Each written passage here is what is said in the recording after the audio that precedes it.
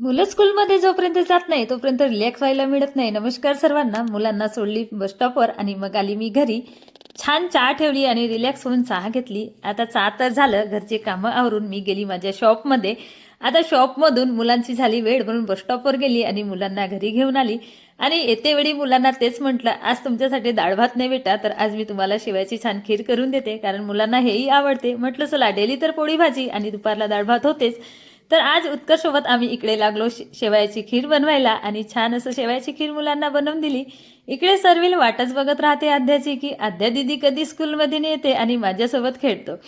यांचं इकडे खेळ चालू झालं. आमची इकडे छान अशी शेवयाची खीर झाली. मुलांनी नाश्ता करून घेतला आणि मुलं निघाले ट्युशनला.